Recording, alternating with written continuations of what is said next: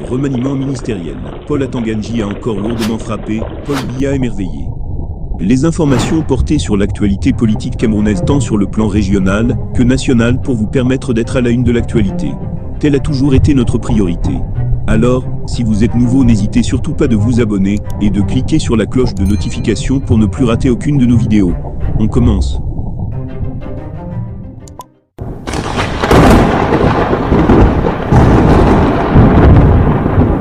Paul Atanganji a encore lourdement frappé, Paul Biya émerveillé. Annoncé sur le départ lors du prochain remaniement, Paul Atanganji multiplie les actions pour se montrer utile à son portefeuille. À compter du 25 janvier 2023, le ministre de l'administration territoriale Paul Atanganji ordonne aux gouverneurs, préfets et sous-préfets de lui faire parvenir dans un délai de 6 mois le fichier de chefs traditionnels actualisé, retraçant la situation par chefferie traditionnelle. Par cet acte, le ministre de l'administration territoriale Paul Atanganji entend corriger les manquements et dérives constatés dans la gestion du processus de dévolution du pouvoir traditionnel dans les chefferies traditionnelles au Cameroun. Selon ce document, ce fichier devra aussi indiquer le mode de dévolution du pouvoir traditionnel par chefferie et dressera autant que possible la liste des éventuels successeurs. Les collaborateurs déconcentrés du ministre de l'administration territoriale, MINA, devront aussi ouvrir un dossier sur la notabilité coutumière pour chaque chefferie.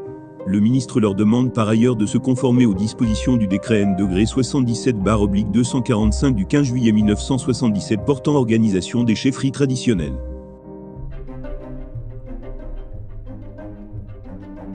À en croire le confrère Journal du Cameroun, plusieurs pratiques de certains gouverneurs, préfets et sous-préfets dans ce processus discréditent la chefferie traditionnelle et fragilisent la paix et la cohésion sociale, d'où la nécessité pour le gouvernement d'agir au plus vite. Il s'agit entre autres de la violation et du détournement de la procédure réglementaire de désignation des chefs traditionnels, la non prise en compte ou la prise en compte approximative des us et coutumes des communautés concernées, des vacances prolongées et non justifiées à la tête de certaines unités de commandement traditionnelles, conclut le confrère. Eh bien chers abonnés, c'est ainsi que nous arriverons au terme de cette édition. Espérant qu'elle vous a plu, n'hésitez surtout pas de nous laisser un commentaire. Merci et à bientôt pour une nouvelle édition.